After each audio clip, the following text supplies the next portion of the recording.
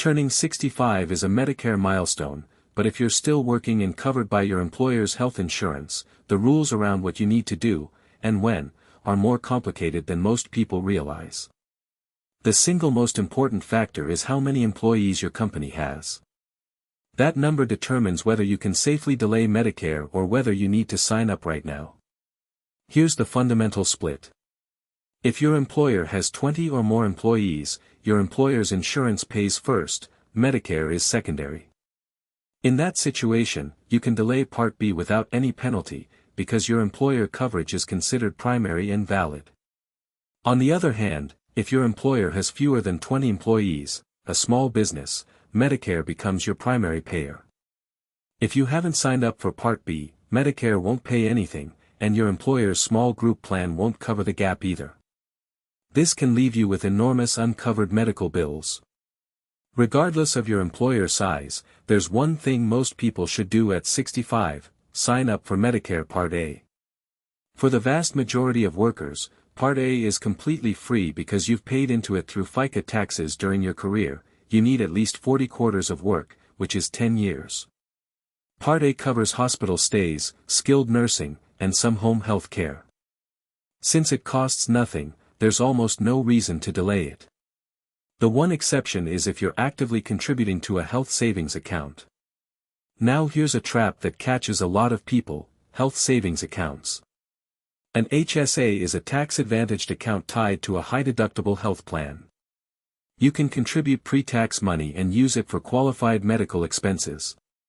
But here's the problem: the moment you enroll in any part of Medicare, including Part A, you are no longer eligible to contribute to an HSA. Not one more dollar. And there's a retroactive catch: Medicare Part A can be backdated up to 6 months when you apply. So if you wait until age 67 to enroll, Medicare may retroactively apply from age 66 and a half, making your HSA contributions during that period taxable and subject to penalty. Let's talk dollars. Is it better to keep your employer plan or switch to Medicare at 65? The answer depends entirely on your situation. Employer plans often have higher premiums but better coverage networks and lower deductibles for active employees. Medicare with a supplement can be very cost-effective. The standard Part B premium is $185 a month in 2026, plus a Medigap supplement might run another $100 to $200 a month. But if your employer is contributing to your premium, staying on the employer plan often wins financially until you retire. How does coordination of benefits work when you're on both your employer plan and Medicare? If you have a large employer and are enrolled in both, your employer plan pays first up to its limit, then Medicare pays second for remaining covered expenses. In some cases this can virtually eliminate your out-of-pocket costs. But you have to be enrolled in both for this to work.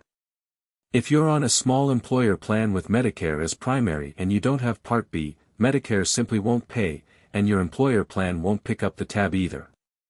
When you finally do retire, here's what you need to do. The moment you leave your job or lose your employer coverage, your 8-month special enrollment period begins. You have 8 months to sign up for Part B penalty-free. Don't wait until the last minute. Most financial advisors recommend enrolling within the first 30 to 60 days so you don't accidentally create a gap in coverage.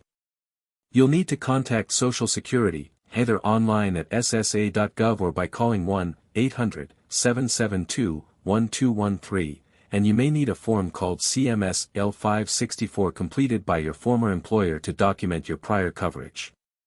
The takeaway is simple but important: if your employer has 20 or more workers, you can delay Part B penalty-free, but always sign up for Part A unless you're contributing to an HSA. If your company has fewer than 20 employees, sign up for Part B at 65 or risk uncovered claims. And when you do retire, act quickly. Your 8-month window starts the day your coverage ends, not later. Getting this right at 65 protects you financially for the rest of your retirement.